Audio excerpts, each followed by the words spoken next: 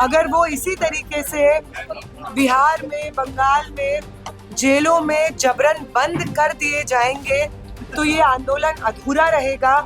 जो आंदोलन चल रहे हैं, चाहे वो फीस वृद्धि के खिलाफ हो, ये 7.5 CGPA के खिलाफ हो, या पेपर लीक जो भारी लेवल पे या मिसमैनेजमेंट हम लोग देखते हैं सरकारी नौकरी की भर्तियों में होता है, इन तमाम इश्यूज को लेकर के 30 जुलाई को एक कॉल है और उसके बाद बिहार भर में प्रदर्शन इस तरीके से ही जारी रहेंगे। जो प्रदर्शनकारी हैं उनके माँ बाप को, उनके परिवारजनों को ये जानने का अधिकार है कि उनके परिवार के सदस्य कौन सी जेलों में बंद है। 22 जुलाई को हुए छात्र प्रदर्शन और 25 जुलाई को आयोजित बंद के दौरान गिरफ्तार किए गए कई छात्रों को न्यायिक हिरासत में बेऊर जेल भेजा गया था।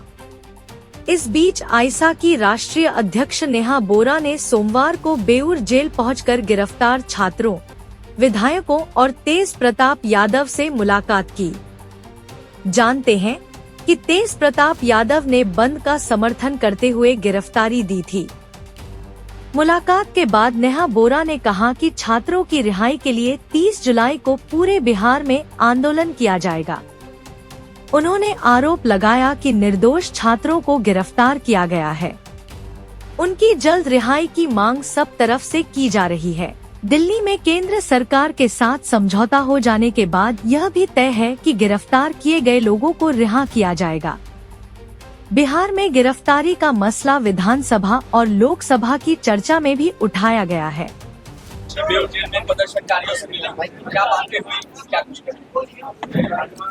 फिलहाल यही बात हुई है कि वो छात्र आंदोलन जिसका ये हासिल रहा कि उसने देश के अनअकाउंटेबल भ्रष्ट शिक्षा मंत्री को अपने पद से हटा दिया, वो आंदोलन अधूरा है अगर उस आंदोलन का जो दूसरा हासिल था कि जो तमाम प्रदर्शनकारी देश भर में अलग अलग जगहों पे पेपर लीक के खिलाफ प्रदर्शन कर रहे थे, अगर वो इसी तरीके से बिहार में, बंगाल में जेलों में जबरन बंद कर दिए जाएंगे तो ये आंदोलन अधूरा रहेगा। तो इस आंदोलन को मुकम्मल हम तभी मानेंगे जब बिहार के अलग अलग जेलों में बंद छात्र रिहा होंगे, बंगाल में बंद 14 छात्र रिहा होंगे, उनके खिलाफ दर्ज तमाम मुकदमे वापस होंगे, असम में बंद छात्र रिहा होंगे, उनके खिलाफ जो तमाम मुकदमे दर्ज हुए हैं वो वापस होंगे, मुंबई में जिन छात्रों को अरेस्ट किया है, जिनके खिलाफ मुकदमे किए हैं वो मुकदमे वापस होंगे और वो रिहा होंगे। सिवान में AK-47 चला, किसी भी जगह पे इस तरीके की व्यवस्था हो कि आम छात्रों के ऊपर AK-47 चल रही है, जिसके बाद छात्र इस तरह घायल है कि अभी भी हम आज जाएंगे उनसे अस्पताल में मिलने के लिए, तो या तो ये ऑर्डर्स डायरेक्टली ऊपर से आए हैं कि आप अपने मनमाने ढंग से जो फायरिंग करनी है आम छात्रों पे, चाहे उनकी जान क्यों ना चली जाए, आप वो फायरिंग करिए, या तो ये ऑर्डर्स ऊपर से आए हैं। अगर ये ऑर्डर्स ऊपर से आए हैं तो ये इंक्वायरी जो होगी वो नीचे लेवल के अधिकारियों पे नहीं होनी होगी, ऊपरी लेवल के अधिकारियों पे होनी होगी और उनको बर्खास्त करना होगा। और अगर ये आदेश ऊपर से नहीं आए तब भी ऊपर लेवल के अधिकारी की देख रेख में इस तरीके की घटना हो जाती है कि AK-47 चल जाती है, छात्र घायल हो जाते हैं, तब भी ये जो कार्रवाई होगी उसमें जो बर्खास्तगी होगी वो ऊपर लेवल के अधिकारियों की ही होनी होगी। अगर हम सही मायने में चाहते हैं कि बिहार में एक जो व्यवस्था है पुलिस प्रशासन की वो बेहतर रूप से काम करे, किसी भी आम नागरिक, आम छात्र की जान यूं ही नहीं चली जाए, तो इसी तरीके से अधिकारी, पुलिस अधिकारी, सुरक्षा कर्मी जो इस तरीके की घटनाओं को अंजाम देते हैं उनके ऊपर कार्रवाई होना बहुत ज़रूरी है। उनके ऊपरी लेवल पे जो अधिकारी हैं उनके ऊपर कार्रवाई।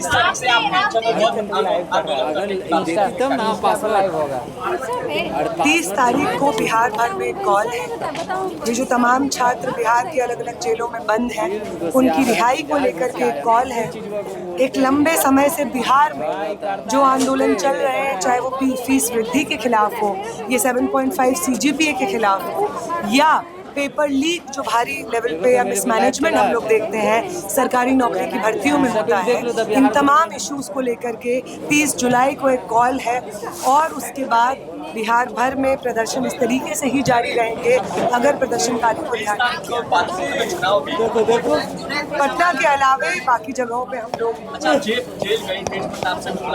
जल्दी देखो ना, खाली पासवर्ड हम देखेंगे वाईफाई बिल्कुल हम लोग बेऊर जेल में गए थे। हमारी मुलाकात पालीगंज के एमएलए कॉमरेड संदीप सौरभ, आयसा के सचिव अध्यक्ष, राज्य सचिव और अध्यक्ष कॉमरेड धनंजय और कॉमरेड दीपांकर, पटना यूनिवर्सिटी के छात्र नेता और आयसा के पीयू की सचिव कॉमरेड सबा और कॉमरेड दिव्यम से भी मुलाकात हुई। वहीं पे तेज प्रताप जी से भी मुलाकात हुई और पटना यूनिवर्सिटी के छात्र नेता सुधांशु जी से भी हमारी वहाँ पे मुलाकात हुई। शांतनु जी, माफ़ कीजिएगा, शांतनु शेखर जी से भी हमारी वहाँ पे मुलाकात हुई। हम उनसे मिले, उन्होंने बताया कि जब उन्हें डिटेन किया गया इनिशियली बिहार पुलिस द्वारा तो बहुत अग्रेसिव वो डिटेंशन था, बहुत इंटिमिडेट करने की उन्हें कोशिश की गई, उनके धर्म के बारे में, जाति के बारे में गैर ज़रूरी सवाल पूछे गए, उन्हें तमाम नक्सली, आतंकवादी जैसे लेबल से नवाजा गया और बार बार उन्हें परेशान करने की कोशिश हुई।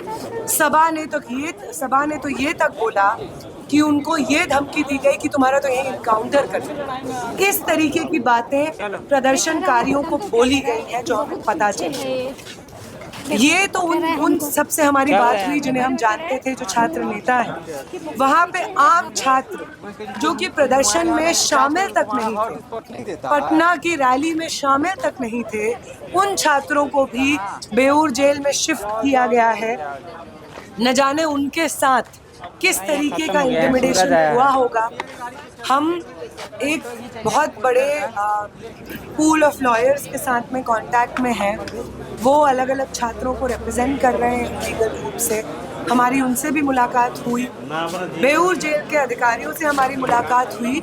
उन्होंने बहुत अच्छे से वो हमसे मिले, उन्होंने हमें आश्वासन दिया कि जितने भी प्रदर्शनकारी जेल में बंद हैं उनको जो तमाम लीगल मदद प्रोवाइड करनी हुई या जो अरेस्टेड वहाँ पे लोग हैं उनके मूलभूत अधिकारों के अनुसार उनको सहायता प्रोवाइड करनी हुई, उनमें जो जेल के अधिकारी हैं, बेऊर जेल के अधिकारी हैं, वो हमारी पूरी सहायता करेंगे, ये आश्वासन उन्होंने हमें दिया। जो थे मसलन आपने सिवान में कहा 170, सुबह मेरी सिवान एसपी से बात हुई, उन्होंने कहा 25, तो आप इसमें क्या कहना चाहते? देखिए, ये बिल्कुल आप सही बोल रहे हैं। पुलिस जो आंकड़े हमें दे रही है वो आंकड़े और ज़मीन से हमारे पास जो आंकड़े आ रहे हैं, चाहे वो लॉयर्स के साथ में बातचीत के हों या वहाँ पे जो छात्र आंदोलन से जुड़े हुए लोग हों, वहाँ पे जो छात्र आंदोलन से जुड़े हुए लोग रहें या भाकपा माले के जो वहाँ पे छात्र नेता हैं, पार्टी के नेता हैं वो रहे या बाकी